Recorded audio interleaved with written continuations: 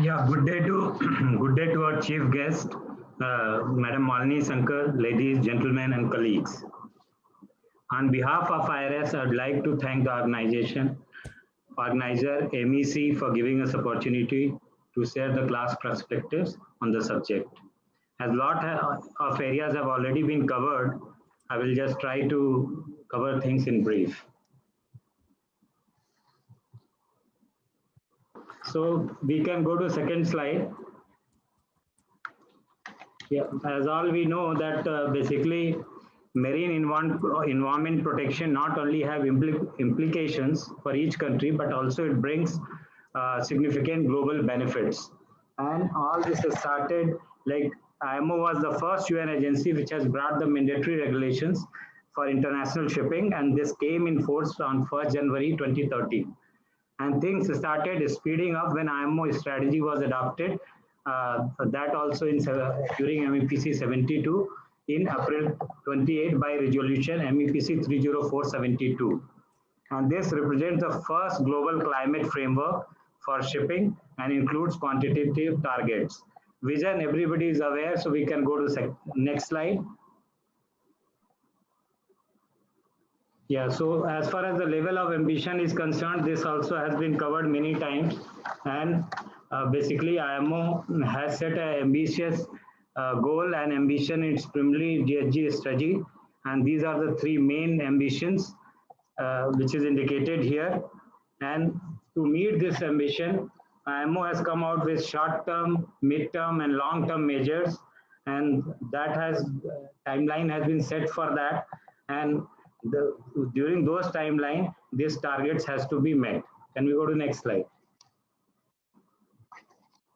Now we have to see what has been done and what is on the table. So, I mean, if you look at it, initially, 1st January 2013, MARPOL Annex 6 Chapter 4 was revised and Regulation 19 to 23 was brought in to introduce mandatory technical and operational energy efficiency measures to reduce the emissions. And these basically included EEDI for new ship and SIM for which was applicable to all ships. So generally, people are aware of EEDI and SIM. In between, like since 1st January 2019, IMO DCS was introduced, and the whole idea was to see where we are, what is our current level of emission. And this was applicable to ship of 5,000 GT and above. And for this, ship is required to collect consumption data for each type of fuel oil, what they are using, and that specified data, including proxies for transport work, was reported to Flag RO for further submission to IMO. And basis which ship has been issued a statement of compliance. Draft text was basically approved during MEPC 75 that uses a version of EEDI and definitely EEDI phase 2, which will be basically applied retroactively to all existing ships, and that is known as Efficiency Design Index for existing ships, that is EEXI.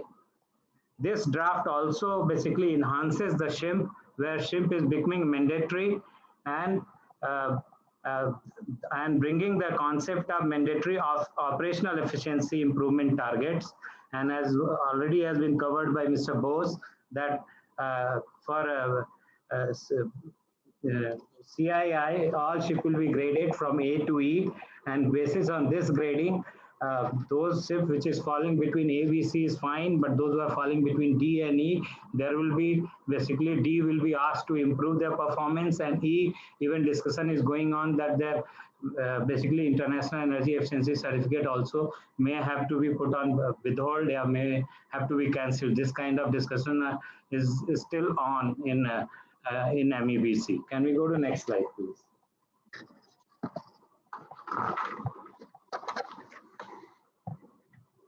Referring to candidate measures set out in initial strategy, and if you see like midterm, use of alternative low carbon and zero carbon fuels have been spoken by many speakers, such as methanol, LNG, ammonia, hydrogen, etc., is going to be the key to decarbonize the shipping sector by the second half of the century. And if you these fuels, they have great environmental benefits, which has been stated earlier, compared to traditional fuels, but there are some drawbacks also. If you look at the drawback and measures, I mean, basically they have low flash point. So for application of this inert gas system has to be there, and SOLAS revised IGF code has to be followed for any low flash point fuels, and required risk assessment has to be carried out. Fuel like methanol, hydrogen, ammonia, they have lower volumetric energy density, and which will need pilot diesel injection, and that will need more space on the ship. Methanol and ammonia, as I already stated, they are very toxic, so risk mitigation measures has to be there, and crew has to be trained as per IGF code. These all fuels for this, there are the high production cost, and cost of retrofits are also very high. So economy of scale has to be brought in by ramping up production. They are having low viscosity, so use of injector nozzle sealing and leakage avoidance has to be there. If you look at LNG, hydrogen and methanol, they are corrosive, so risk mitigation measures has to be carried out, and compatible materials has to be used in accordance with the SOLAS. Fuel like methanol, hydrogen, they burn and they give invisible flame. So their flammability is high. So for this, double walled pipes will be required, and special fire detectors will be required, and firefighting equipment. Actually, the low flash point is a major concern so far, and its fuels flammability tendency and invisible flame. So risk assessment becomes inevitable to make the operation smoother using the low flash point fuel. We can go to next slide. Now, when we are talking about gases, our use of low carbon fuel or zero carbon fuel, the training of crew becomes very important, as has been stated by the previous speaker. So company they have to ensure that seafarers on board ships which are using gases or other low flash point fuels, they have to be completing training as per STCW convention and IGF code. The all training requirement is stated in part D and section 19. What all crew has to undergo training who are working on this.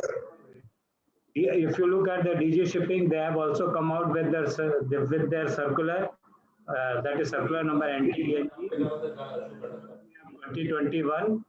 That also set out the requirements for training for personnel working on ships subject to IGF code. We can go to next. So just to conclude the matter, the importance and resilience of the shipping has been showcased to the world as we continue to the global response to the COVID-19 pandemic. The pandemic has resulted in postponement of a lot of international discussion and has left with a limited time to agree and implement the short-term measures. Right now, short-term measures are in discussion. They will come in force. So we have covered in this short-term and mid-term measures, and challenging targets, as we know, are there by given by IMO for 2030 and 2050. And these are basically pushing the industry to new solutions around fuel, around operating practices, around design, and they all has to be environmentally responsible. They have to be commercially viable, technically feasible, and safe. Over the coming years, as already stated, a great deal of R&D and innovation will be required, and industry collaboration will be needed, funding will be needed to improve the energy efficiency and emissions from the maritime supply chains. Thank you.